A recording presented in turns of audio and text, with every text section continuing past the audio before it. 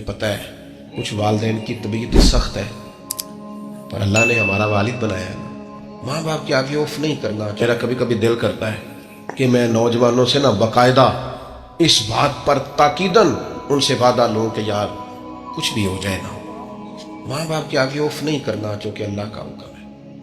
اور جتنے بھی بزرگ آپ کو ملے نا، مہربانی کرو، ان کے دل بچوں سے بھی زیادہ نازک ہو جاتے ہیں، ان کو ٹائم دو، احساس دو۔ بعد میں ایسا پچھتاؤ گے کہ پھر زندگی میں کچھ چیزیں ایسی ہیں جو جتنا مرضی انسان اونچا اڑے ان چیزوں کو دوبارہ حاصل کر سکتا۔ نبی پاک جناب ام ایمن کی قدر کرتے، حضور حضرت حلیمہ کے آنے پہ کھڑے ہوئے، چادر اتار کے بچھائی، رضائی والد آئے تو اللہ کے رسول کھڑے ہوئے، نبی پاک صلی اللہ تعالیٰ علیہ وسلم نے ان بڑوں کا اکرام کر کے، جناب عباس آئے تو حضور کھڑے ہو گئے، میرے چچا۔ نبی پاک علیہ السلام نے عملاً ہمیں کہا ہے بزرگوں کے ساتھ آپ نے ناراض نہیں ہونا۔ نوجوانوں، مجھے پتہ ہے کچھ والدین کی طبیعت سخت ہے، پر اللہ نے ہمارا والد بنایا ہے، انہوں نے بھی ہماری ساری تکلیفیں میرے قریبیوں میں ایک دوست ہیں کہ ابا جی بڑے سخت ہیں، تو وہ اکثر شکایت کرتے رہتے تھے، ابا جی بڑے سخت ہیں، ابا جی بڑے ڈاڈے نے، تو ان کی دسی حضرت صاحب، ان کا کوئی آپریشن تھا، چھوٹا سا آپریشن تھا۔ ان کے دوست بھی مجھے کہتے تھے کہ ابا جی نے بڑے ڈاڈے ہیں، چھوٹا سا آپریشن تھا، تو مجھے فون کر کے ابا جی رو پڑے، کہنے لگے پیر صاحب دعا کرنا منڈے دا آپریشن تے تمہیں پتہ ہے اپنے دکھ دیکھے جاندے نے، اولاد دے نہیں جے دیکھے جاندے، دعا فرمانا۔ میرا دل کرے کدی مینوں ملے نہ ہونا کے تینوں میں دساں کرما لیا، تو کہنا ڈاڈا بڑا ہے، اس نے تو رو کے حد کر دی تیرے لیے، اور باپ نے، اس لیے مہربانی کریں اپنے بزرگوں کے لیے اپنے جذبات کو اعلیٰ کریں، اللہ تعالیٰ سمجھنے کی توفیق عطا فرمائے۔ عزیز دوستو، قرآن مجید نے کہا ہے وَبِالْوَالِدَيْنِ احسانا، اپنے والدین کے ساتھ احسان کرو، اپنے والدین کے ساتھ احسان والا، نیکی والا رویہ اختیار کرو۔ اس آیہ مقدسہ پر بہت سارے لوگوں نے بہت کچھ کہا ہے، لیکن علامہ سید محمود آلوسی اندلسی رحمۃ اللہ علیہ نے فرمایا موبائل فون سائلنٹ کر دیں، اور یہ جو ویڈیو بناتے تھک جاتے ہیں دوست موبائل فون والے، یہ میرا خیال ہے ویڈیو والے بھائی سے ہی کوئی رابطہ شابطہ کر لیں تو تھکاوٹ نہیں ہوگی، بنی بنائی مل جائے گی۔ تصویریں اتنا زیادہ ضروری نہیں جتنی ہم نے ضرورت بنا لی ہے، بس ٹھیک ہے ضرورت کے تحت ٹھیک ہے، اتنا زیادہ اس پہ فوکس نہ کریں ورنہ اصل کام رہ جاتا ہے۔ ہم نے تو دل میں سجا رکھی ہے تصویر یار، بس ذرا گردن جھکائی دیکھ لی، تو اس لیے اتنا زیادہ اس کو ضروری نہ بنائیں، حد ہی ہو گئی ہے تصویروں والی۔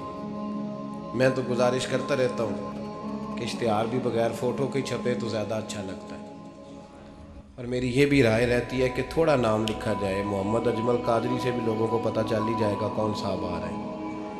ہمارے اشتہار پہ کچھ ایسے القابات لکھے ہوتے ہیں جن کا عام آدمی کو ترجمہ بھی نہیں آتا ہوتا، تو ایسی چیزیں پرنٹ کرنے کی کیا ضرورت ہے؟ تھوڑے القابات کے ساتھ سادہ کام کریں، سادگی میں ہمیشہ حسن ہوتا ہے، اور جو سادگی ہوتی ہے وہ ملاوٹ سے پاک ہوتی ہے۔ اللہ تعالیٰ آپ کو بہترین، بس بیٹھ جائیں اپنی جگہ پہ بھائی، تشریف رکھیں سارے سنگی، اور میری طرف توجہ کریں، بچہ کوئی اٹھے تو اسے پیار سے بٹھا دیں۔ میں ذرا ٹھنڈی ٹھنڈی تقریر کرنے والا ہوں، تو چلو اثر کرے نہ کرے سن تو لے میری فریاد، نہیں ہے داد کا طالب یہ بندہ آزاد، اور سبحان اللہ بھی صرف آپ نے اللہ کی رضا کے لیے کہنی ہے، یہ بھی یاد رکھیں۔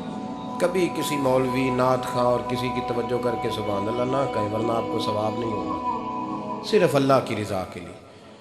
اور میرے لیے یہ بھی کافی ہے کہ آپ چپ کر کے بھی سنیں تو مجھے اس کا بھی بڑا فائدہ ہے، سننا بہرحال آپ کے لیے بہتر ہے، اس پہ ضرور سنیں۔ میں چھوٹا آدمی ہوں لیکن کچھ باتوں سے بڑا پریشان ہو جاتا ہوں، جب لوگ کہتے ہیں نا جس کا ایمان ہے وہ پڑھے، تو جو بیچارہ ٹینشن میں بیٹھا ہے، سوچ کہیں اور چلی گئی ہے، وہ بے ایمان تو نہیں نا؟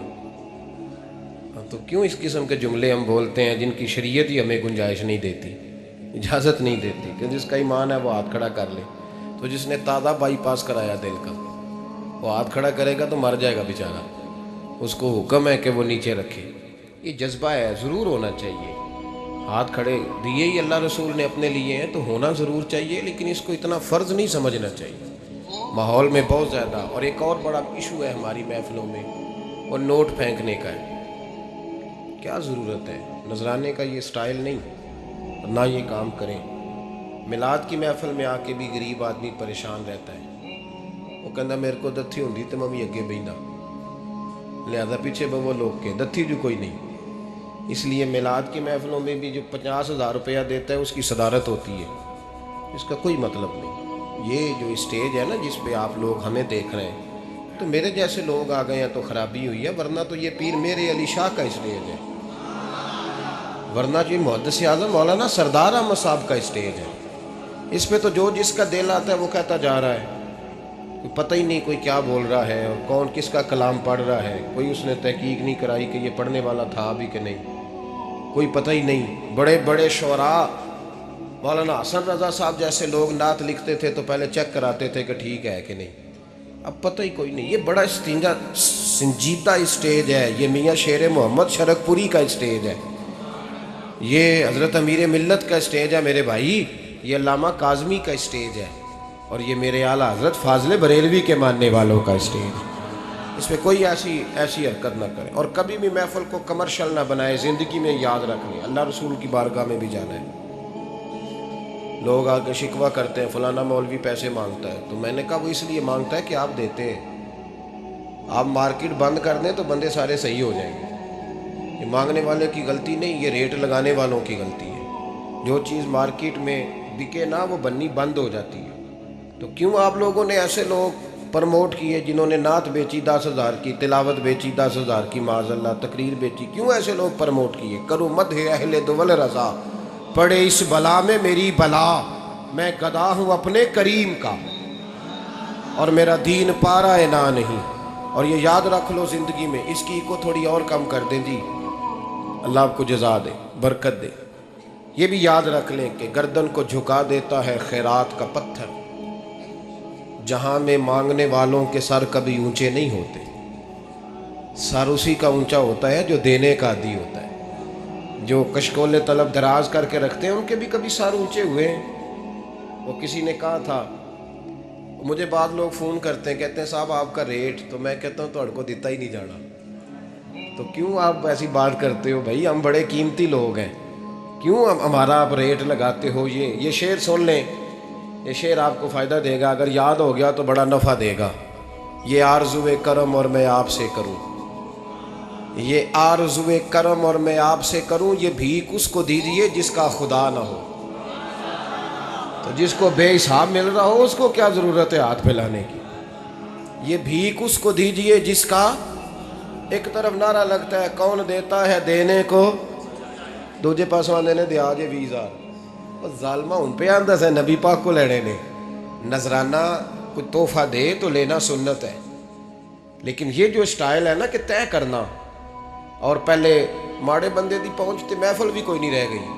وہ بھی آندہ کمیٹی نکلے گی تو جلسہ کران گے، ایڈا مہنگا جلسہ، اس کی پہنچ میں تو محفل بھی کوئی نہیں. غریب آدمی تو اب ترس گیا ہے نعت سننے کو بھی، اس لیے کہ اس کا بھی ریٹ ہے. باز آئیں اس چیز سے. ہمارا اعلیٰ حضرت فاضل بریلوی رحمۃ اللہ علیہ تیل لینے چلے گئے دکان پہ، دکاندار کو بوتل دی تیل والی، بھر کے دے دو. اس نے بھر کے دی تو اعلیٰ حضرت نے فرمایا کتنے پیسے؟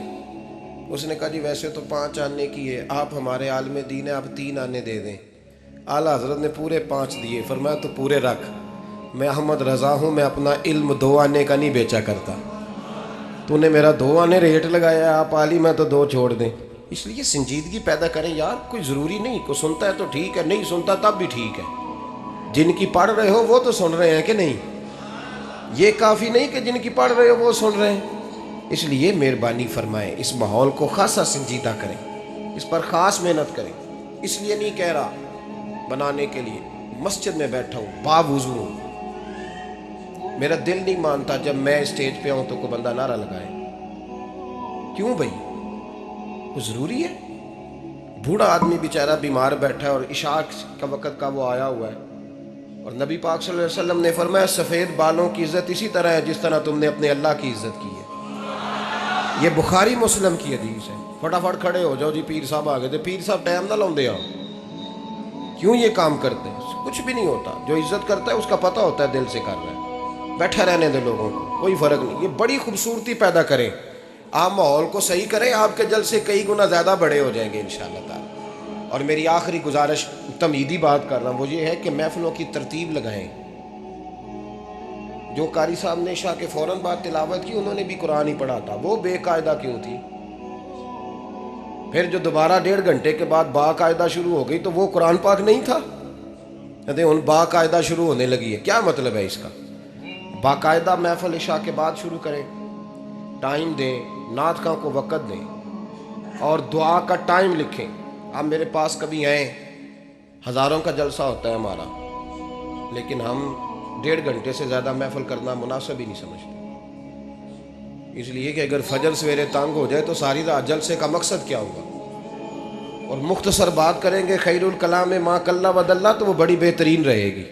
سنجیدگی لائیں تاکہ جس آدمی نے سویرے کام پہ جانا ہے وہ 10 کے آوے کہ میں چلا 8 بجے محفل شروع ہونی ہے تو لو 9:45 میں تھوڑے کول ہوں گا انشاءاللہ، تاکہ باقی کا کام بھی کر لیں. یہ ماحول، یہ میں گزارشات کر رہا ہوں، اپیل کر رہا ہوں. چلے اللہ کرے میں بے عمل آدمی ہوں، میری زبان سے نکلی بات کسی پہ اثر کر جائے. یہ آپ سنجیدگی پیدا کر کے دیکھیں، انشاءاللہ یہ رش زیادہ ہو جائے گا آپ کے پاس اور برکت ہوگی اس بات کی. وبالوالدین احسانا، والدین کے ساتھ احسان کرو. علامہ سید محمود آلوسی اندلسی رحمۃ اللہ علیہ صاحب تفسیر روح المعانی فرماتے ہیں، آپ فرماتے ہیں اللہ کریم نے کہا والدین کے ساتھ احسان کرو. اس کا ترجمہ کیا ہے؟ آپ فرماتے ہیں اس کا مطلب یہ ہے کہ جتنی کوئی بندہ نیکی کرے اگر اس کے مطابق نیکی کر دی جائے تو وہ بدلہ ہوتی ہے، اور اگر تھوڑی بڑھا کے کی جائے تو وہ احسان ہوتی ہے.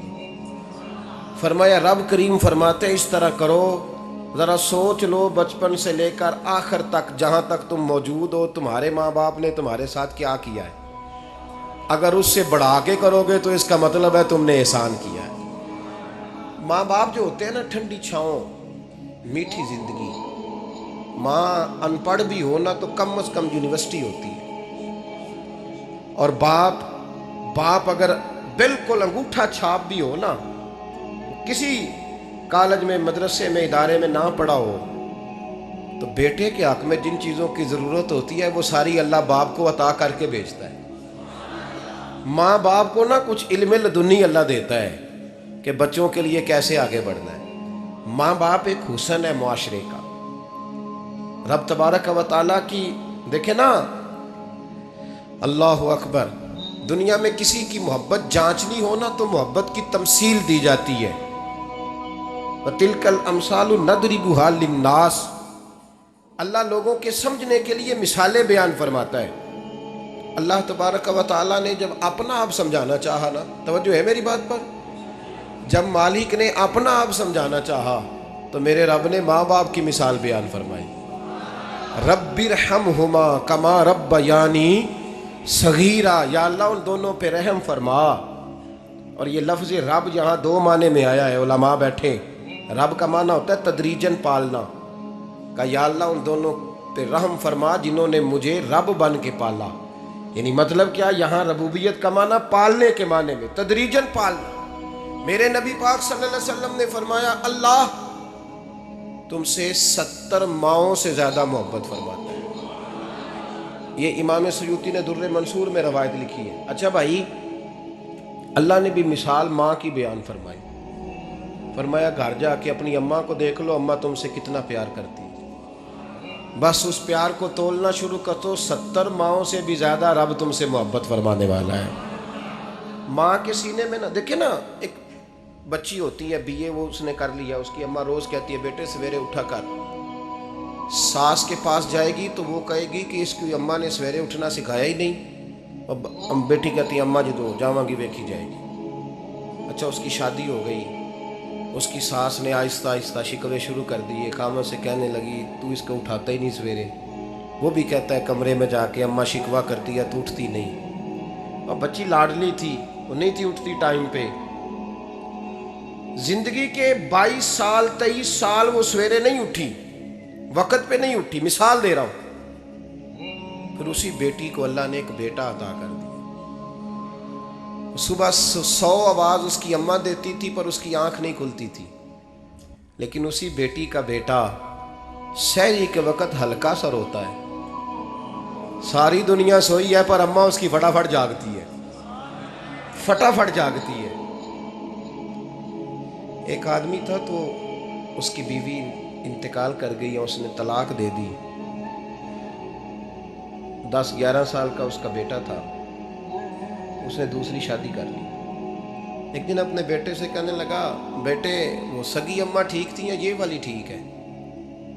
تو بیٹا کہنے لگا ابا جی یہ ٹھیک ہے. وہ سگی امی جھوٹ بڑے بولتی تھی. سگی امی جھوٹ بڑے بولتی تھی, جھوٹی تھی, یہ سچی ہے. اس نے کہا بیوقوف تیری ماں جھوٹی تھی. اس نے کہا ابا بڑی. کہا کس طرح؟ کہنے لگا ابا جی میں نا کبھی آپ کو پتہ میں شرارتی ہوں, کبھی میں شرارت کرتا تھا نا کوئی برتن توڑ دیتا تھا تو میری سگی اماں مجھے تھپڑ مار کے باہر نکالتی تھی. کہتی تھی میں تالا لگاؤں گی باورچی خانے کو, تجھے ساری رات روٹی نہیں دینی, تو آج بھوکا ہی رہے گا. بالکل نہیں دینا, ساری رات نہیں دینا. بڑے دعوے کرتی تھی, قسمیں اٹھاتی تھی, پر بڑی جھوٹی تھی. آدھا گھنٹہ بھی نہیں گزرتا تھا تو گلیوں میں مجھے ڈھونڈنے لگ جاتی تھی. ڈھونڈ کے لاتی تھی, ڈھونڈ کے, اور لا کے نا تو غلطی میری ہوتی تھی. رونا میری اماں شروع کر دیتی تھی, وے اوے مینوں نہ ستایا کر وے پترا. پھر میری مرضی کا کھانا مجھے پکا کے دیتی تھی, میری مرضی کا. اور پھر میری اماں مجھے تحفہ بھی دیتی تھی. ابا جی وہ جھوٹی تھی. پہلے کہہ رہی تھی ساری رات نہیں دینا, اب آدھا گھنٹہ. یہ بڑی سچی ہے جو اب آئی ہے. میں شرارت کرتا ہوں تو تھپڑ مار کے نکال دیتی ہے. کہتی ہے روٹی نہیں دینی. پھر میں ساری رات رو کے گزارتا ہوں پر نہیں دیتی. یہ سچی ہے, وہ جھوٹی تھی. تو ماں کے درد کو کیا سمجھے. بچے تو کہتے ہیں اماں نے ہمیں قید کر دیا. اماں کہتی ہے میری مرضی سے کھاؤ. اور تجھے نہیں پتا اس نے قید نہیں کیا, وہ تم سے پیار بڑا سچا کرتی, اور بڑا سچا پیار کرتی ہے تیرے ساتھ, بڑا سچا. بیٹا برگر کھا کے آ جاتا ہے, اماں کہتی ہے روٹی کھا لے. کہتا ہے نہیں آپ نے بینگن پکائے ہوئے ہیں, میں نے نہیں کھانے. تو اماں منتیں کرتی ہے, کہتی ہے چل تم دس کی کھانا ہے, تینوں سیویاں نہ بنا دیاں, فٹافٹ دال پک جائے گی, کیا کھائے گا؟ ابا جی میری طرح قریب سے کہتے ہیں چھڈ پر بھوک لگے گی تو آپ ہی کھا لے گا. لیکن اماں کہتی ہے اسے روٹی نہ کھائی تو مجھے نیند نہیں آئے گی. تو اس درد کو سمجھنا. میں غلام ہوں ایک آستانے کا, اور میں سمجھتا ہوں جو کسی کا مرید ہی نہیں اس پر تو سایہ ہی نہیں. اسے چاہیے کسی بزرگ کا سایہ حاصل کرے. لیکن بھائی یہ بات بھی بڑی سچی ہے کہ میرے جیسے پیر کے ہاتھ میں 5,000 روپیہ نذرانہ دو نا, پیر صاحب دعا کرنا, تو پیر صاحب نے دعا پکی یاد کی ہوئی ہے سب کے لیے. رٹی رٹائی, اللہ خیر کرے, اللہ بھلا کرے, اور سب کے لیے رٹا لگایا ہوا ہے. اور اماں کو بیٹا ویسے ہی کہہ جائے, ویسے ہی اماں میں انٹرویو دینے جا رہا ہوں, ذرا دعا کرنا. وہ بیبیاں منگا کے دعائے تنجینہ پڑھانا شروع کر دیتی ہیں, اور ساری رات مصلے پہ بیٹھی. اس درد کو سمجھنا. اور بھائی بڑا ویل ڈریس بیٹا ہوتا ہے, ویل ڈریس نوجوان, وہ 18,000 کا جوڑا پہنتا ہے, 7,000 کا جوتا خریدتا ہے, وہ قیمتی قسم کی گھڑی استعمال کرتا ہے. لیکن اسی بچے کے جب اپنے بچے ہوتے ہیں نا تو بی بی کو کہتا ہے یہ لے 10,000 روپیہ, بچوں کے کپڑے خرید لے, میرے صحیح ہیں ابھی کل ہی تو خریدے تھے. باپ, اور تو سمجھا ہی نہیں یار, 30 سال باپ نے جوانی ساری سعودی عرب کو دے دی, لیکن تیرا خیال رکھا. میں ایسے لوگوں کو جانتا ہوں جنہوں نے 30 سال پردیس میں کمبل نہیں بدلا, اور جہاں گئے تھے تو ایک کمبل خریدا تھا پھر بدلا نہیں. تو ماں باپ کے بارے میں, اور یہاں بچے حساب کرتے پھرتے ہیں, بھائی تو انہوں پچھلے مہینے بھی 5,000 دیتا سی, تسی پیسے اندہ کر دے کی ہو. ماں باپ سے حساب کرتا ہے تو. ترمذی شریف کے لفظ ہیں, ایک صحابی نے آ کے عرض کی یا رسول اللہ پیسے وراثت کے نہیں, میرے ابا جی نے نہیں دیے مجھے, اور میں نے خود محنت کر کے کمائے, اب میرا ابا مجھ سے پیسے مانگتا ہے تو کیا کروں, اور میرے ہیں, میں نے کمائے ہیں, ابا جی نے نہیں دیے, وراثت نہیں, حصہ نہیں ملا. حضور میرا ابا مانگتا ہے تو میرے لیے حکم کیا ہے؟ تو نبی پاک نے فرمایا کیا کہا تم نے, پیسے تیرے ہیں؟ حضور ہاں. تو فرمایا ابا کس کا ہے؟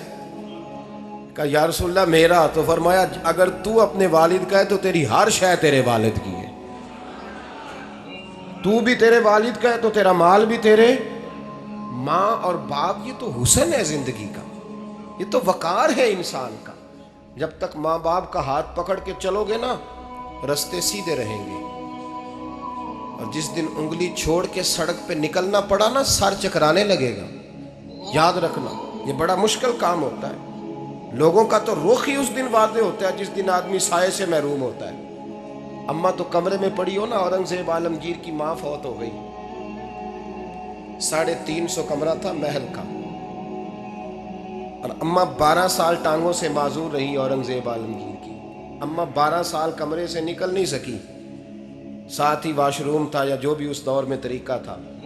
اورنگزیب جب محل میں آتے تھے تو پھر بھی سیدھے اماں کے پاس جاتے تھے، اور جب واپس نکلتے تھے پھر بھی اماں کے ساتھ۔ اورنگزیب کی ماں کا جنازہ اٹھا تو اورنگزیب نے رونا شروع کیا، پھر سالوں بیت گئے پر اس کے آنسو خشک نہیں ہوتے تھے۔ ایک شخص نے کہا تیری کوئی انوکھی مر گئی ہے، ساری دنیا کی مرتی ہیں؟ اس نے کہا میں بادشاہ ہوں، 24 گھنٹے لوگوں کا آنا جانا ہے، بڑے دبدبے ہیں، بڑے ڈیرے داریاں ہیں، بڑی بھینسیں، بڑی گائیں، بڑے کھانے والے، بڑے لانگری۔ میری ماں بوڑھی تھی، ایک کونے میں پڑی رہتی تھی، پر جب سے وہ گئی ہے یہ مجھے محل نہیں لگتا، مجھے قبرستان لگتا ہے، مجھے لگتا ہے یہ قبرستان ہے۔ ماں اور باپ تو تیری نعمت ہے بھائی۔ ہم بچے، ہمارے آج کل کے بچوں نے ایک مسئلہ بڑا پکا یاد کر لیا، کہتے مولانا پیر صاحب پسند کی شادی کرنا جائز نہیں۔ میں کہتا ہوں صاحب اور بھی بڑی چیزیں جائز ہیں، صرف ایک ہی شے جائز رہ گئی ہے، رسول پاک صلی اللہ علیہ وسلم سوائے اللہ کے کسی کے پابند نہیں، کسی کے پابند نہیں۔ پر جناب سیدہ خدیجہ الکبریٰ رضی اللہ تعالیٰ عنہ نے پیغام نکاح دیا، یا رسول اللہ میں شادی کرنا چاہتی ہوں، حضور کسی کے پابند نہیں، پر میرے محبوب نے فرمایا میرا چچا میرے والد کی جگہ ہے، میں اپنے چاچا سے پوچھ کے تمہیں جواب دوں گا۔ یہ ہے پسند کی شادی جو میرے نبی نے بیان فرمائی ہے۔ تو سارا کچھ کراس کر کر کے گزر جاتا ہے، یہاں تو حال یہ ہے کہ پالنے والا کوئی اور سائے میں بیٹھنے والا، باغ تیرے دی کر کر راکھی میں ساری عمر گزاری، تو جدوں اے پھل پکن تے آیا تے لے گئے ہور بپاری۔ اور بیٹا گزرتا ہے اماں کے دروازے کے آگے سے، اماں کے دروازے کے آگے بیٹا امرود لے کے آیا ہے 6 کلو۔ توجہ ہے میری بات پر؟ ادھر دیکھیں جی، چھوڑیں تھوڑی دیر ہماری سنیں۔ وہ امرود لے کے آیا 5-6 کلو، تو اماں کے دروازے کے قریب سے گزر گیا رات کو، کمائی کھانے کا ٹائم آیا نا تو گزر گیا۔ تو وہ وزیر اعظم سے ڈرتا ہے نا، تو جا کے بی بی سے کہتا ہے بی بی کے حقوق دینا بھی رسول اللہ کی سنت ہے، لیکن یہ کیا بات ہوئی، تو نے بیوی اور ماں کا مقابلہ شروع کرا دیا؟ سمجھ تو صحیح، یہ تیرے لیے کعبے کی جگہ ہے اور تو بیوی کے لیے کعبے کی جگہ ہے، اسے بھی سمجھنا چاہیے، غور کرنا چاہیے۔ 5 کلو امرود لے کے تو ماں کے کمرے کے قریب سے گزر گیا ہے، بی بی کو جا کے کہتا ہے چل آدھا کلو اماں کو بھی دے آ، اس کے کون سے دانت ہیں، تو پلیٹ میں ڈال کے وہ لائی ہے۔ تو سمجھا ہی نہیں، تو نے غور ہی نہیں کیا۔ بندہ تو وہ ٹھیک نہیں تھا، نپولین، اور کسی نے اس سے پوچھا تھا بتا زندگی میں پیسے لینے کا مزہ کب آیا؟ اس نے کہا کہ مجھے مزہ تب آتا تھا کہ میں اپنی ساری کمائی لا کے اپنی اماں کے ہاتھ پہ رکھتا تھا، اور پھر جب میں اپنی ماں سے تھوڑا تھوڑا خرچہ لیتا تھا نا، تھوڑا تھوڑا، توجہ ہے میری بات پہ؟ اماں جی 10 روپے دے آجے، کہتے جب میں تھوڑا تھوڑا خرچہ لیتا تھا نا تو مجھے یوں لگتا تھا جیسے میں بادشاہ وقت کے سامنے کھڑا ہوں اور وہ خزانے کا منہ کھول کھول کے مجھے دیتا جا رہا ہے۔ تو اس ذائقے کو سمجھ تو صحیح بھائی، تو اس کو سمجھ تو صحیح بھائی، یاد رکھیں اور غور کریں۔ ماں اور باپ، اور پھر یہ بھی سن لیں، نبی پاک صلی اللہ تعالیٰ علیہ وآلہ وسلم نے ماں باپ کے لیے فرمایا ہما جنتک و نارک، یہی تیری جنت ہے اور یہی تیرے لیے جہنم ہے۔ اگر یہ راضی ہو گئے تو تیرے لیے جنت ہے، ناراض ہو گئے تو چاہے تو 100 پیر کے مزار پہ حاضری دے آ، لیکن جب تک ابا راضی نہیں اتنی دیر تک اللہ راضی۔ یہ حدیث پاک ہے، حضور نے فرمایا جس کے والد راضی اس کا اللہ راضی، اور جس کا باپ ناراض اس کا اللہ۔ ہاں بے شک، اب یہ حدیث ہے نا، تو سارے ولی ایک طرف بیٹھ جائیں، کہیں یا اللہ بخش دے مرید کو، لیکن اگر ابا کہے یا اللہ نام معاف کرنا، تو اللہ ان اولیاء کی نہیں مانتا، والد کی مانتا ہے۔ اس لیے بلے شاہ آسمانی اڈ دیاں پڑھنا ہے، جیڑا گھر بیٹھا انہوں پڑھیا ہی نہیں۔ بھائی یاد رکھو، ماں باپ سے پیار کرو، ان کی خدمت کرو، ان کے پاس بیٹھا کرو، اور ماں باپ کو ٹائم دیں، وقت دیں، چند گھڑیاں ان کے پاس بیٹھیں۔ آپ یقین کریں، ابا جی سے آپ مشورہ کر لیں، صرف مشورہ، مرضی بشک اپنی کریں، لیکن اس مشورے میں آپ کو اتنا سایہ ملے گا کہ زندگی میں کبھی ناکامی نہیں ہوگی۔ پر اسی سجن دی مننی ابے دی نہیں مننی، وہ پھٹے پہ جو نلائق ہماری طرح کا بیٹھا ہے اس سے مشورہ لینا ہے، والد سے نہیں لینا۔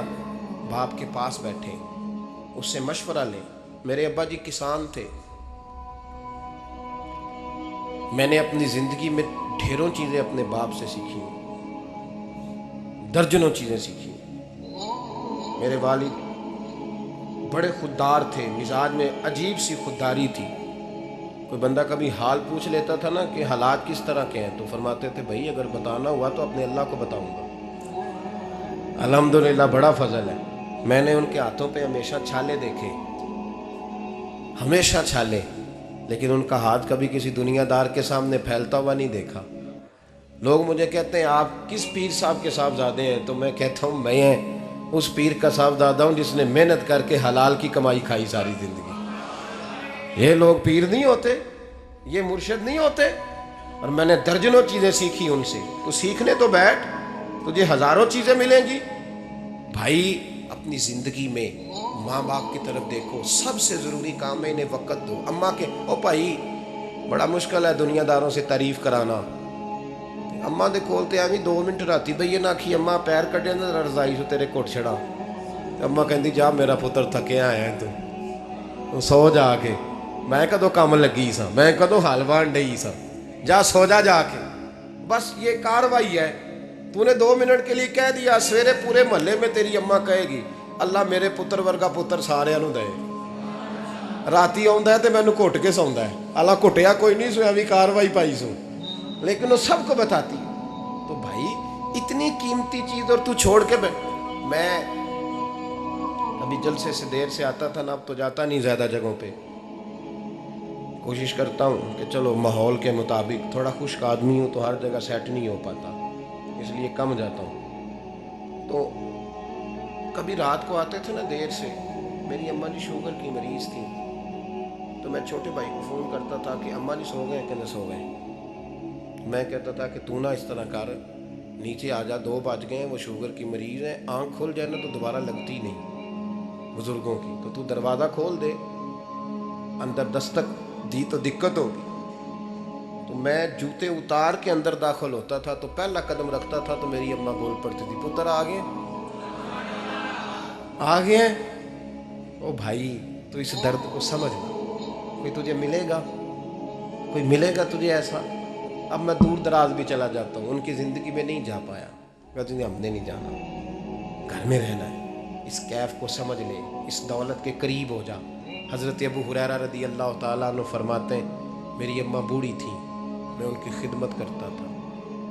باپ کی خدمت اور ماں کی خدمت سب کے حصے میں نہیں آتی، یہ رب جسے محبوب رکھتا ہے اسے یہ موقع عطا کرتا ہے۔ خوش نصیب ہے جسے بوڑھا باپ ملے اور وہ نوکری کرے، خوش قسمت ہے جس کو بیمار ماں ملے اور وہ نوکری کرے۔ حضرت ابو ہریرہ فرماتے ہیں میری اماں بوڑھی تھیں، تو ان کا معدہ کمزور ہو گیا تھا، تو میں اٹھا کے پخانہ پیشاب کرتا تھا تو کئی دفعہ میرے اوپر کر دیتی تھی۔ یہ حضرت ابن جوزی علیہ رحمہ نے اس کو لکھا ہے، فرماتے ہیں میرے دل میں خیال آتا تھا کہ میں بڑا خدمت گزار ہوں اپنی ماں کا۔ ایک دن میں حضرت عمر کے پاس بیٹھا تھا ان کے دور خلافت میں، تو ایک شخص آ گیا، اس شخص نے آ کر کے کہا کہ حضرت عمر سے حضور ایک مسئلہ پوچھنا ہے۔ فرمایا پوچھو۔ وہ کہنے لگا حضور میری اماں بوڑھی ہو گئی ہے، بیمار رہتی ہے، مریضہ ہے، مجھے آواز دیتی ہے بیٹے پیشاب آیا ہے، آواز دیتی ہے تو میں اماں کو اٹھاتا ہوں، ابھی میں بیت الخلاء تک واش روم تک جاتا نہیں کہ میری اماں میرے اوپر پیشاب کر دیتی۔ حضرت عمر سے کہنے لگا حضور بچپن میں اماں پہ پیشاب کرتا تھا، اب اماں میرے اوپر کر دیتی ہے تو حق ادا ہو گیا نا۔ حضرت ابو ہریرہ کہتے ہیں جب اس نے سوال پوچھا تو میرے بھی کان کھڑے ہو گئے، میں نے کہا یہ تو میرے والا مسئلہ پوچھ رہا ہے، میرے والا مسئلہ پوچھ رہا ہے۔ میرے پاس ایک دوست جمعہ پڑھنے آتے ہیں بڑی دور سے، مجھے کہنے لگے حضرت صاحب جدوں بھی میں آنا نا تسی میری ہوئی گل چھیڑ دیندے ہو، وہ جو بات ہوتی ہے نا بالکل میری ہوتی ہے۔ میں نے کہا نہیں یار، جو میں کر رہا ہوتا ہوں وہ میری بھی ہوتی ہے، وہ سارے معاشرے کی ہوتی ہے۔ ہمیں لگتا ہے کہ میری ہو رہی ہے، حالانکہ وہ بات ہماری سب کی مشترکہ ہوتی ہے۔ سن لے اور یاد رکھ لیں۔ حضرت ابو ہریرہ فرماتے ہیں میرے کان کھڑے ہو گئے، میں نے کہا اس نے تو میری بات پوچھنی شروع کر دی۔ حضرت فاروق اعظم سے کہنے لگا حضور بچپن میں اماں پہ پیشاب کرتا تھا، وہ میرے اوپر کر دیتی ہے تو حق ادا ہو گیا؟ حضرت عمر کہنے لگے نہیں کوئی نہیں ہوا۔ اس نے کہا حضور مجھے سمجھائیں، وہ سارے کام جو میں اماں کے ساتھ کرتا تھا اماں میرے ساتھ کرتی ہے تو کیوں نہیں ہوا؟ حضرت عمر کہنے لگے بھائی پیشاب تو بھی اماں پہ کرتا تھا اور اماں بھی تیرے اوپر کرتی ہے، پر تیری اور تیری ماں کی سوچ میں بڑا فرق ہے۔ اس نے کہا حضور کس طرح؟ تو کیا جواب ہے سیدنا فاروق اعظم کا، لو کان نبی بعد لکان عمر ابن خطاب۔ کیا جواب ہے؟ حضرت عمر فرمانے لگے تیری اور تیری ماں کی سوچ میں بڑا فرق ہے۔ کہا حضور کس طرح؟ فرمایا جب تیری اماں تیرے اوپر پیشاب کرتی ہے نا تو دعا کرتا ہے کہ یا اللہ بوڑھی ہو گئی ہے اسے پردہ دے دے، اور جب تو اپنی اماں پہ پیشاب کرتا تھا تو وہ دعا کرتی تھی یا اللہ میرے لال کو لمبی زندگی عطا فرما۔ فرمایا یہ تیرا اور اس کا فرق ہے، تو پردے کی دعائیں۔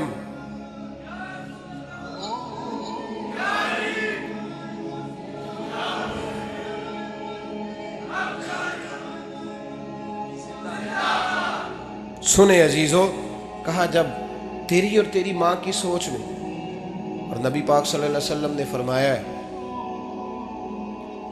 جتنے بھی گناہ انسان کرتا ہے نا اللہ کریم سزا کو روک دیتا ہے، قیامت میں سزا دے گا، اور جو ماں باپ کا نافرمان ہے نا اس کو دنیا میں بھی سزا ملے گی۔ جو ماں باپ کا نافرمان ہے اسے دنیا میں بھی، آپ یقین کریں بچے تھوڑا سا پڑ جاتے ہیں بیچارے تو ماں باپ سے کہتے ہیں ابا جی تسی پرانے دور دے ہو، تو انہوں کی پتہ ہوئے، اور تجھے پتہ ہی نہیں بھائی، تجھے خبر ہی نہیں، یہ پرانے دور کے نہیں، تو بیوقوفوں کے دور کا ہے، تو سمجھ یہ کوئی تعلیم ہے؟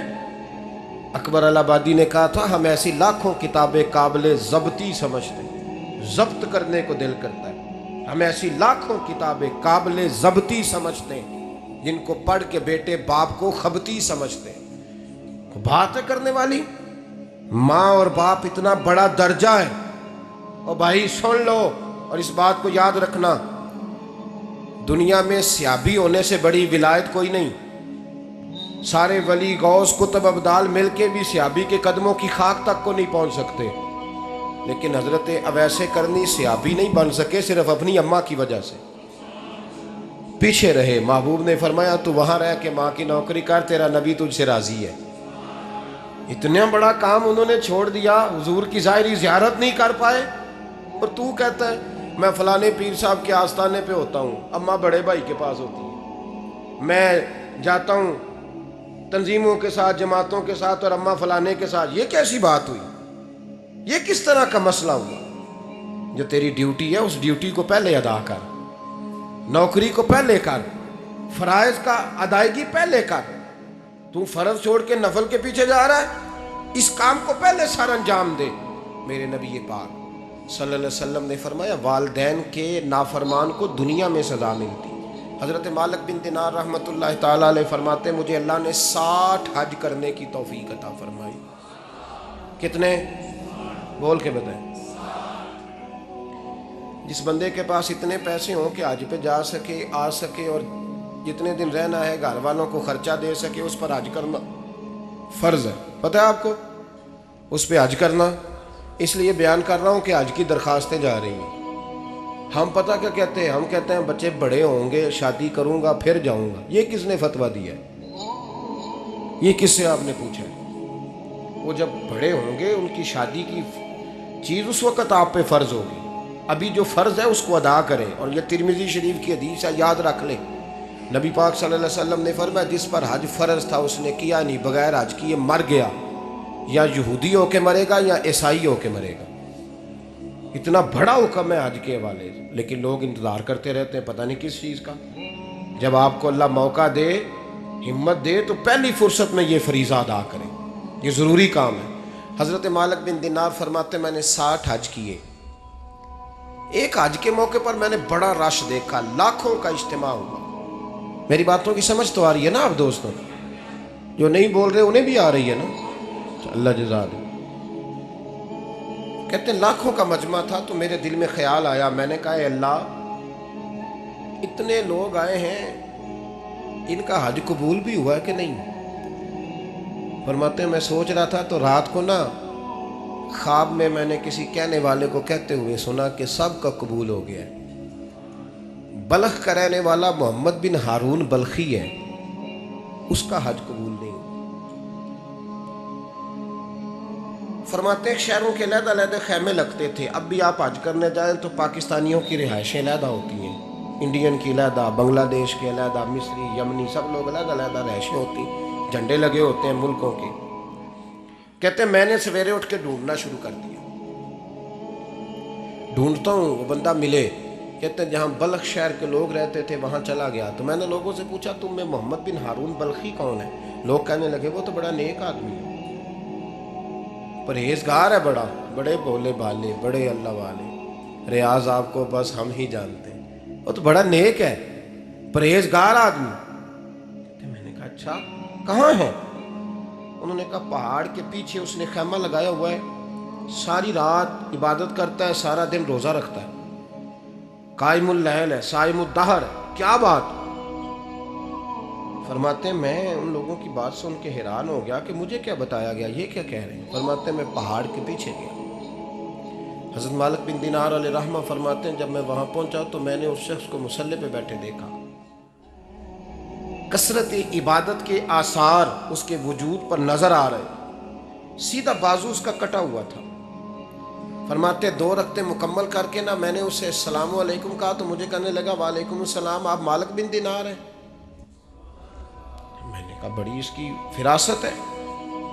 فرماتے پھر اس نے ٹھنڈی سانس لی، کہنے لگا آپ کو خواب آئی ہوگی کہ میرا حج قبول نہیں ہوا۔ فرماتے ہیں مجھ پر اور بجلی گری کہ کیا کہہ رہا؟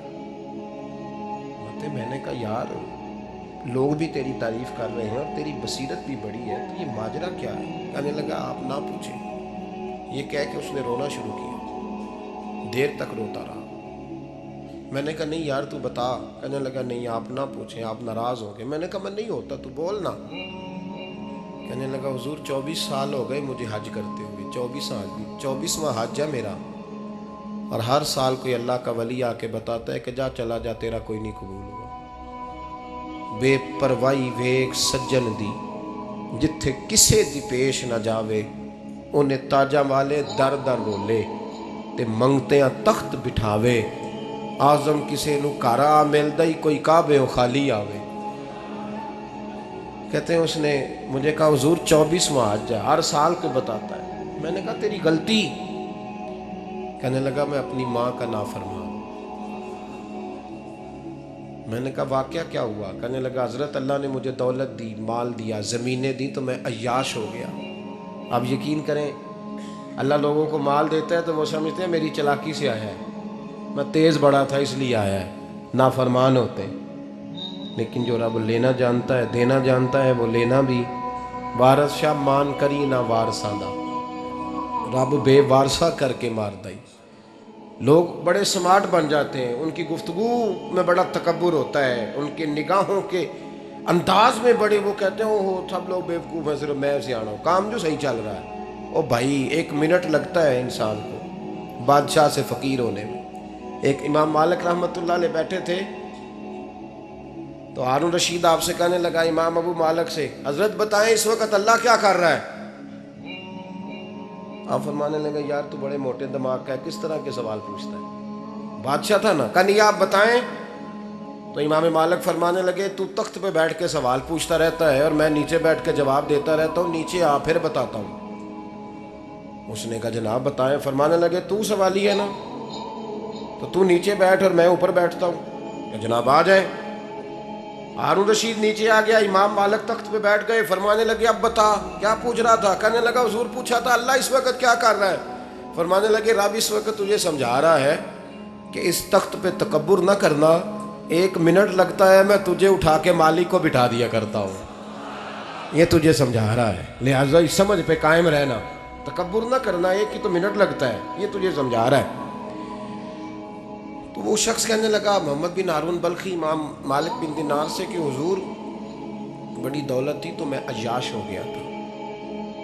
رمضان کا مہینہ تھا، اماں تندور میں روٹیاں لگا رہی تھی، میں شراب پی کے گھر آ گیا. ہمارے ہاں یہ بھی فیشن ہے نا، مہندی والے دن چودھری صاحب کے ڈیرے پہ جوان شراب پیتے ہیں تو پوچھتے ہیں حاجی صاحب آپ تو حاجی بھی ہیں تو ڈیرے پہ منڈے کیا کرتے رہے؟ کہتے میں ڈیرے تے سا مینوں نہیں پتا، وہ کار لگے سن. حاجی صاحب آپ کو سارا پتہ ہے اور اللہ آپ سے پوچھ لے گا. یہاں تو کوئی آدمی چپ کر جائے گا آپ کے قلوں کی وجہ سے، لیکن عرش کے مالک کو بھی تو جواب دینا ہے کہ نہیں؟ کیا طریقہ ہے؟ دیکھیں نا، کل والے دن محفل اور مہندی والے دن اللہ سے صرف دکھوں کا رشتہ ہے، رسول اللہ سے صرف غموں کا رشتہ ہے. اگر تو نے ڈھول ڈمکا شور شرابہ کیا ہے شادی والے دن تو کل والے دن بھی بجا، تیرا پتہ چلے، جنازے پہ بھی بجا. کیا تماشا ہے؟ مذہب صرف رسم ہے، ضرورت ہے. کوئی مر گیا تو قرآن پاک کھول لو، باقی جو مرضی کرو. حج بھی کیتی جاندے ہو، لہو بھی پیتی جاندے ہو، کھو کے مال یتیماں دا پیج مسیتی جاندے ہو، پھٹ دلان دے سیندے نہیں، ٹوپیاں سیتی جاندے ہو، نفس تے چھری پھیر دے نہیں، بکرے کیتی جاندے ہو، فرض پلائی بیٹھے ہو، نفلہ نیتی جاندے ہو. او دسو تے سی بلے نو اے کی کچھ کیتی جاندے ہو، او دسو تے سی بلے شاہ نو کی کچھ کیتی جاندے ہو. کوئی طریقہ ہے؟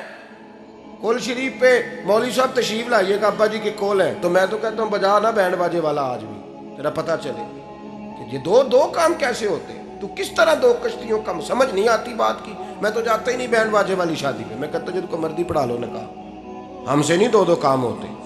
اللہ روزی دینے والا ہے، ایک ہی کرتے ہیں. 2 رنگی چھوڑ کے یک رنگ ہو جا، سراسر موم ہو جا یا سنگ ہو جا، موج کرو. ہم اس چکر میں پڑتے ہی نہیں، ہم وہ راستہ ہی چھوڑ دیتے ہیں جو ہماری طبیعت کے مطابق نہیں ہوتا.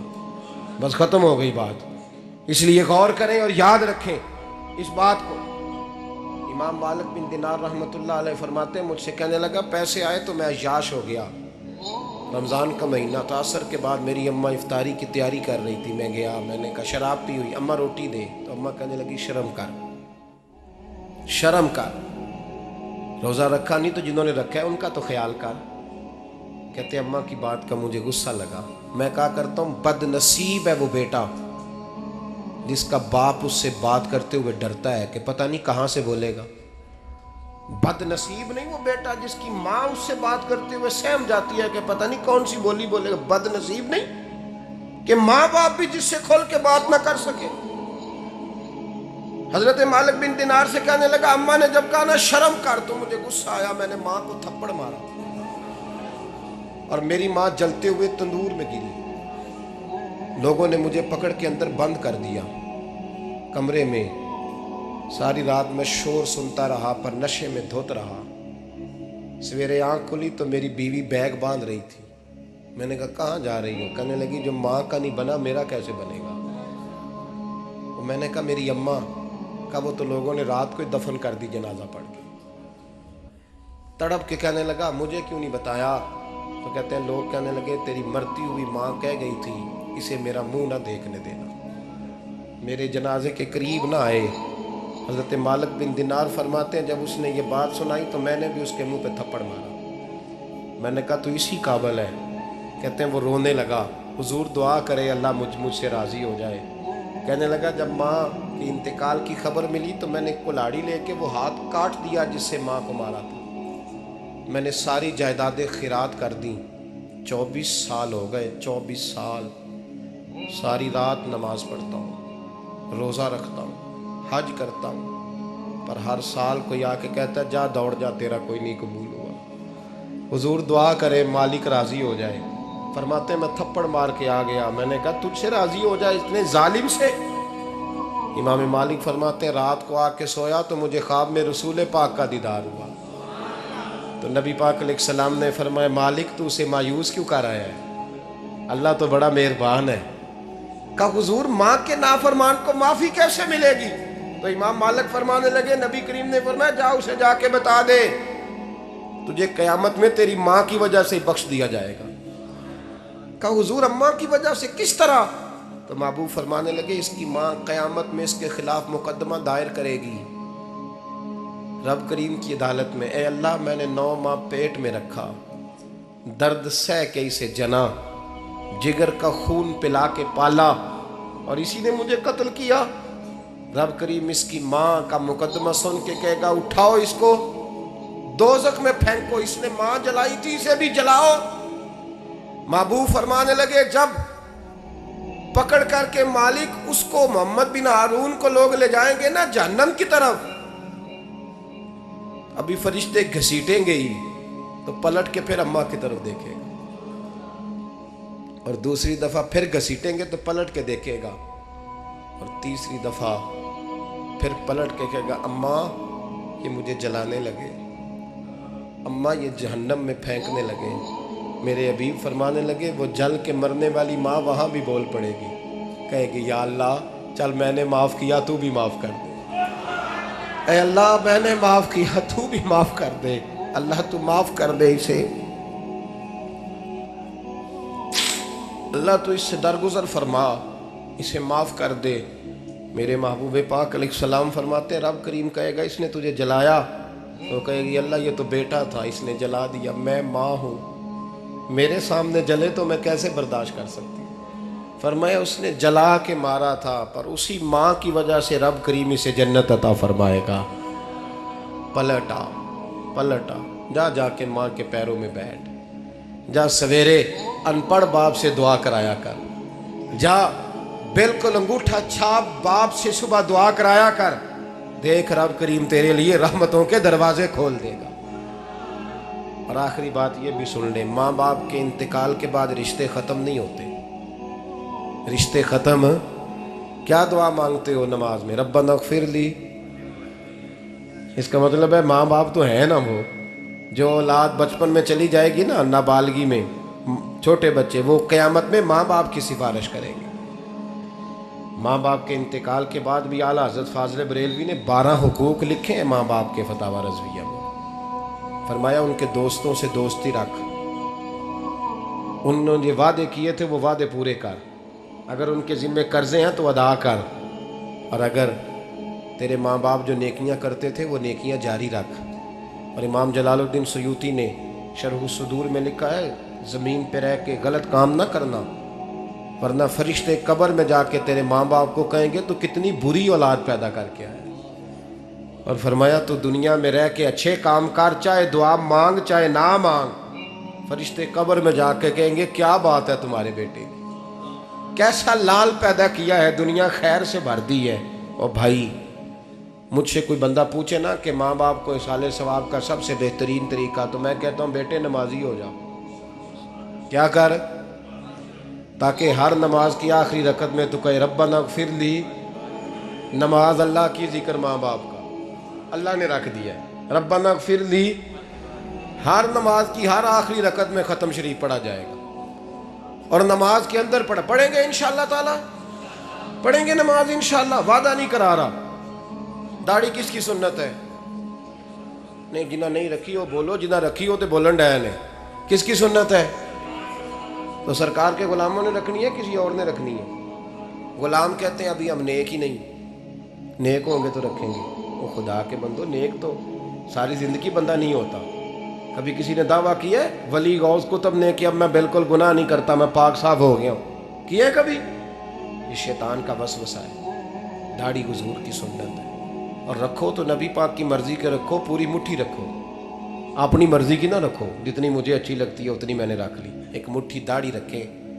ساری دنیا کی ٹرینیں گزرتی ہیں تو گزر جائیں، نماز کا وقت نہیں گزرنا چاہیے، بس ختم ہو گئی بات۔ دنیا تو چند روز ہے، او پئیاں دس دیاں قبراں جنہاں تے پھول پئے، ادھروں کوئی نہیں جی آمدہ تے ادھروں لکھا گئے۔ نماز سب سے پہلے، اس لیے کہ رب رسول کے بغیر ہمارا گزارا ہی نہیں۔ نماز، قرآن پاک اور درود و سلام، یہ قضا ہونا ہی نہیں چاہیے، جو مرضی ہو جائے، اور ساتھ ساتھ سنت اور شریعت کا لحاظ کرنا سیکھیں۔ اور میری اپیل یہ ہے، ہر عمارت پہ غلاف نہیں چڑھتا، صرف خانہ کعبہ پہ چڑھتا ہے۔ ہر کتاب کا غلاف نہیں ہوتا، صرف قرآن پاک کا ہوتا ہے۔ ہر بی بی کا پردہ نہیں ہوتا، صرف مسلمان عورت کا ہوتا ہے۔ جو چیزیں پردوں میں ہوتی ہیں نا وہ مقدس ہوتی ہیں۔ اور بھائی ٹافی سے بھی ریپر اتار دو تو مکھیاں بیٹھنے لگتی ہیں، تو جو بی بی پہ پردہ ہوگی اس پہ بری نظریں نہیں جمیں گی۔ ڈیوٹی ہے آپ کی، بیٹیوں کو پردہ کرائیں، بہنوں کو پردہ کرائیں، ماؤں کو گزارش کریں۔ پردہ حسن ہے مسلمان کا۔ جس گھر میں پردہ رہتا ہے اس گھر میں اللہ کے فرشتے رحمت نازل فرماتے ہیں۔ یہ کوئی فیشن، کوئی طریقہ، کوئی مطلب ہی نہیں ان چیزوں کا۔ با پردہ کریں اپنے گھروں کو۔ دعا کرتا ہوں اللہ تبارک و تعالی میری اس حاضری کو قبول فرمائے، اللہ آپ سب کا آنا قبول فرمائے، اور جو کچھ میں نے کہا اللہ تبارک و تعالی ہمارے دلوں میں، ہماری روحوں میں اس جذبے کو جاگزی فرمائے۔ آخر دعویٰ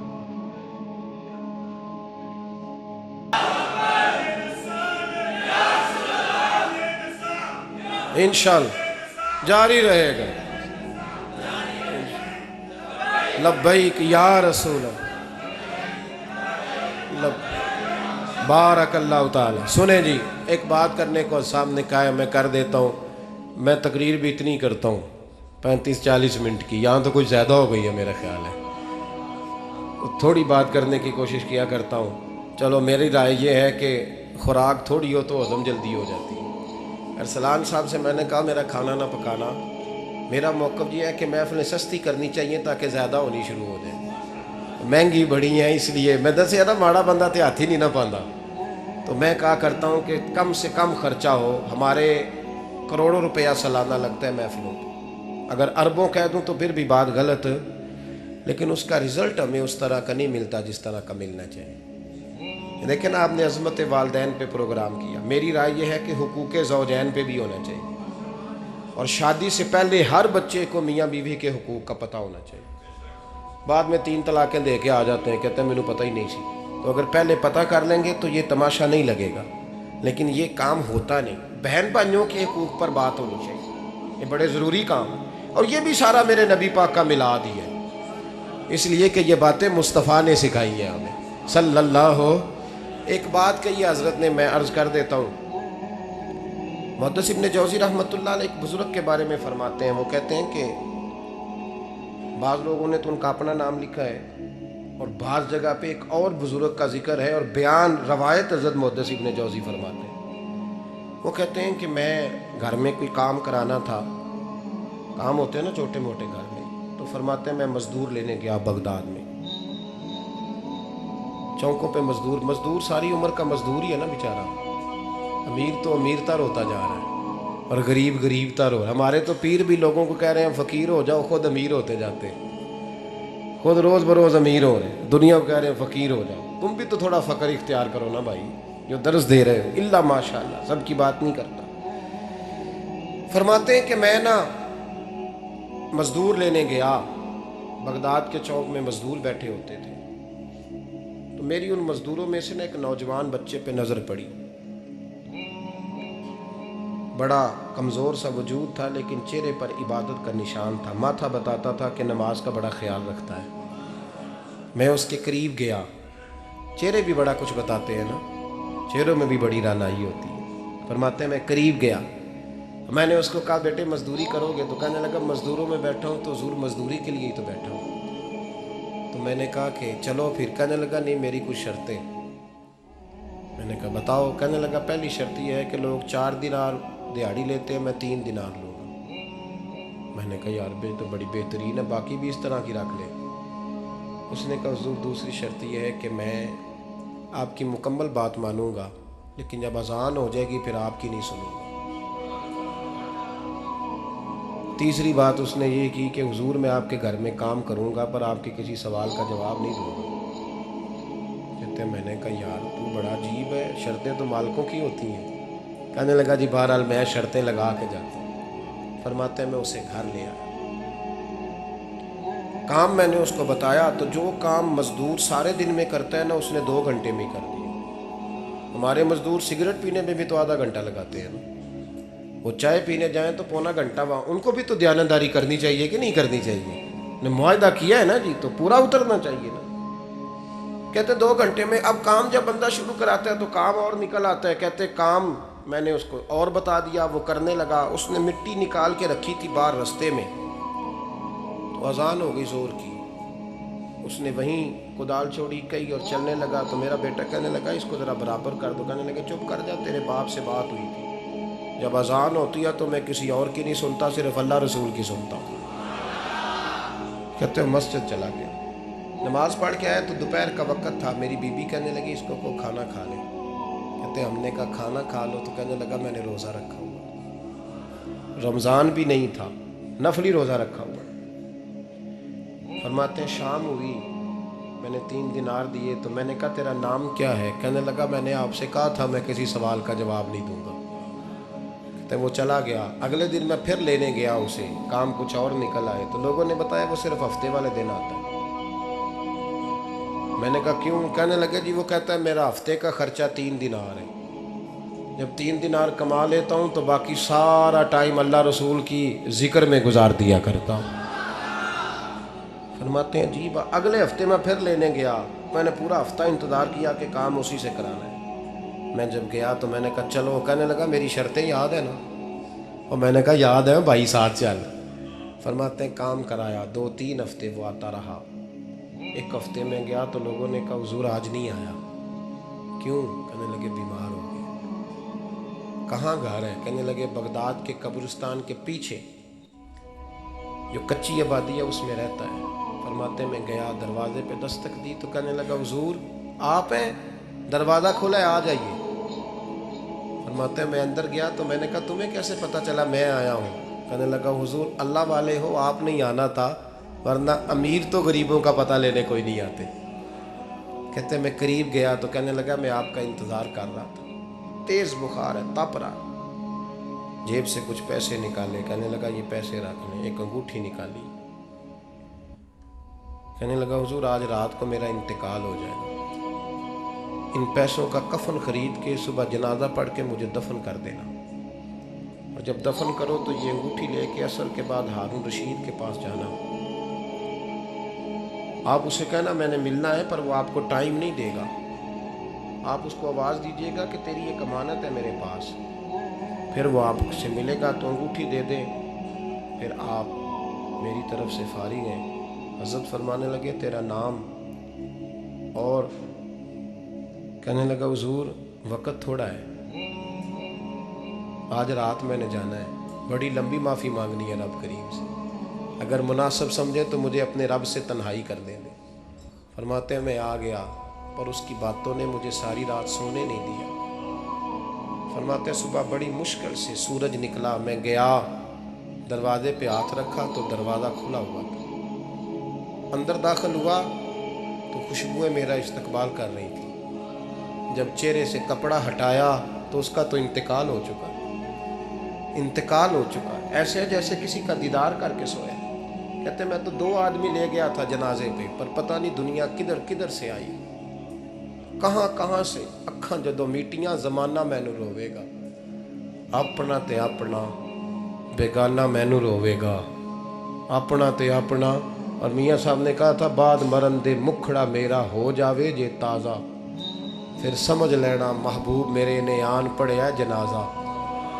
اور کسی اردو کے شاعر نے کہا تھا میرے مرنے پہ ہر سو شور مچ جائے گا دیکھو گے، اللہ میرے مرنے پہ ہر سو شور مچ جائے گا دیکھو گے، کہنے الوداع سرکار خود تشریف لائیں گے۔ فرماتے ہیں میں تو 2 بندے لے گیا تھا پر پتہ نہیں مخلوق کہاں کہاں سے آئی، جنازہ پڑا، دفن کیا۔ ہارون رشید کے پاس میں عصر کے بعد گیا، میں نے بلانا چاہا پر بادشاہ تھا، میری طرف دیکھا ہی نہیں۔ میں نے اس کو کہا تیری ایک امانت میرے پاس ہے۔ فرماتے ہیں وہ مجھے کونے پہ لے گیا، کیا بات ہے؟ کمرے میں بلایا، میں نے انگوٹھی دی، ہارون رشید تو چیخے مارنے لگا، کہنے لگا انگوٹھی والا کہاں ہے؟ میں نے کہا وہ تو انتقال کر گیا۔ کہنے لگا مجھے قبر پہ لے چل۔ کہتے میں قبر پہ لایا تو وہ لیٹ گیا، تڑپ کے رونے لگا۔ میں نے کہا میرا کلیجہ پھٹ جائے گا، نہ اس نے کچھ بتایا نہ تو نے بتایا، یہ کون تھا؟ تو ہارون رشید کہنے لگا یہ میرا بیٹا تھا۔ میں نے کہا تیرا بیٹا اور مزدور؟ کہنے لگا حضور یہ حضرت داؤد تائی کے پاس بیٹھا کرتا تھا، ان کا مرید تھا، مجھے روز کہتا تھا ابا تو نے بڑی دنیا کٹھی کر لی ہے، مرتے وقت تجھ سے ٹانگیں سمیٹی نہیں جائیں گی، اتنا حساب نہیں تو دے سکے گا۔ میں اس کو سمجھا دیتا، اس کی اماں سمجھا دیتی، یہ روز ہمیں کہتا چھوڑ دو آ جاؤ اللہ رسول کی بارگاہ میں جھک جائیں، ہم سمجھ۔ ایک دن یہ چلا گیا، کہنے لگا پھر تمہارا راستہ اور ہے اور میرا راستہ اور ہے۔ یہ سونے کی انگوٹھی غلطی سے اس کے پاس رہ گئی، غلطی سے ہیرے کی انگوٹھی چلی گئی۔ کہنے لگا دیکھو میرے بیٹے نے آج وہ بھی واپس کر دی ہے۔ پھر تڑپ کے کہنے لگا ہارون رشید تھا تو یہ میرا بیٹا، پر میرا مرشد نکلا، میرا پیر نکلا۔ بھائی زندگی تو بڑی تھوڑی ہے نا۔ بابا صاحب نے کہا تھا اٹھ فریدہ ستیا، اور داڑھی آ گیا پور، اگا نیڑے آ گئے، پچھا رہ گیا دور۔ اٹھ فریدہ ستیا خلقت ویکھن جا، متے کوئی مل جائی بخشیا تے تم ہی بخشیا جا۔ اٹھ فریدہ ستیا جھاڑو دے مسیت، تو ستیں رب جاگدا تیری ڈاڈے نال پرید۔ میرا رب ہمیں بھی اپنی بارگاہ میں قبول فرمائے۔ آخر دعوانا ان الحمدللہ۔ مصطفیٰ جس کی رنگت سے بے رنگ گئے، جس کی رنگت سے بے رنگ گئے، اس چمک والی رنگت پہ لاکھوں سلام۔ مصطفیٰ جان رحمت پہ لاکھوں سلام۔ شمع بز میں ہدایت پہ لاکھوں سلام۔ غوث اعظم امام تو کاونوں کا، غوث اعظم امام تو کاونوں کا، جلوائے شان قدرت پہ لاکھوں سلام۔ جن کا منبر بنی گردن اولیاء، جن کا منبر بنی گردن اولیاء، اس قدم کی کرامت پہ لاکھوں سلام۔ مصطفیٰ جان رحمت پہ لاکھوں سلام۔ شمع بز میں ہدایت پہ لاکھوں۔ کاش محشر میں جب ان کی آمد ہو، اور بھیجے سب ان کی شوکت پہ لاکھوں سلام۔ مصطفیٰ جان رحمت پہ لاکھوں سلام۔ السلام خدا کے لاڈلے اور پیارے رسول، اور یہ سلام آج زانا او قبول۔ ایک دفعہ سورہ فاتحہ، 3 دفعہ سورہ اخلاص، اول آخر درود پاک پڑھیں۔ اللہم صلی علی سیدنا و مولانا محمد معدن الجود والکرم وآلہ وبارک وسلم۔ ربنا آتنا فی الدنیا حسنۃ وفی الآخرۃ حسنۃ وقنا عذاب النار۔ مولا جو کلمات خیر پڑھے اس محفل پاک میں، جو ذکر اذکار ہوا، اپنی بارگاہ ناز میں قبول فرما۔ تیرے پیارے حبیب سید عالم صلی اللہ علیہ وسلم کی بارگاہ عالی مرتبت میں پیش کرتے ہیں، اپنے فضل سے قبول فرما۔ حضور علیہ السلام کے والدین طیبین، آپ کے آبا و اجداد، تمام انبیاء کرام، تمام صحابہ، تمام اہل بیت، تابعین، تبع تابعین، علماء، محدثین، مفسرین، ائمہ مجتہدین، سلاسل طریقت کے بزرگان دین، اللہ جتنے مسلمان صاحب ایمان آج تک دنیا سے گئے سب کی بخشش و مغفرت فرما۔ بالخصوص ارسلان صاحب کے والد گرامی اور خاندان کے دیگر تمام بزرگوں کی ارواح کو اصال ثواب ہے اپنے فضل سے قبول فرما۔ اللہ قبروں کو روشن فرما، ان کی آخرت کی منزلیں آسان فرما، نبی پاک علیہ السلام کی شفاعت کبریٰ انہیں نصیب فرما۔ اے اللہ قیامت کی سختیوں سے انہیں محفوظ فرما، آخرت کی ساری عزتیں نعمتیں انہیں عطا فرما۔ اے اللہ ہم سب کے اٹھے ہوئے ہاتھ اور جھکے ہوئے سر ان کے حق میں قبول فرما، ان سے درگزر والا معاملہ فرما، معافی اور بخشش والا معاملہ فرما۔ اے اللہ اس پورے خاندان کو برکتیں، رحمتیں، سعادتیں عطا فرما، ہم سب کے گناہوں کو معاف فرما، ہماری غلطیوں سے درگزر فرما، ہمیں علم نافع کی توفیق عطا فرما دے، عمل صالح کی توفیق عطا کر دے، مالک سجدوں کا ذوق دے دے، عبادتوں کا شوق دے دے، تلاوتوں کی لذت دے دے، اپنا بنا کے رکھ، اپنے محبوب کی غلامی نصیب فرما۔ مجھے سوز دے، مجھے ساز دے اور نیم شب کا نیاز دے، دم سجدہ خود کو میں توڑ دوں، مجھے ایسا ذوق نماز دے۔ میں تیری بہار کا پھول ہوں، میں کھلا بھی ہوں تو تیرے لیے، مجھے میری شاخ سے توڑ لے، مجھے اپنی زلف کا ناز دے، تڑپنے پھڑکنے کی توفیق دے، دل مرتضیٰ سوز صدیق دے۔ اے اللہ عالم اسلام کے حق میں رحمت کے فیصلے فرما، برما کے مجبوروں کی مدد فرما، کشمیر اور فلسطین کے مظلوموں کی مدد فرما، پاکستان کو استحکام اور نظام مصطفیٰ صلی اللہ علیہ وسلم کی ٹھنڈی چھاؤں عطا فرما۔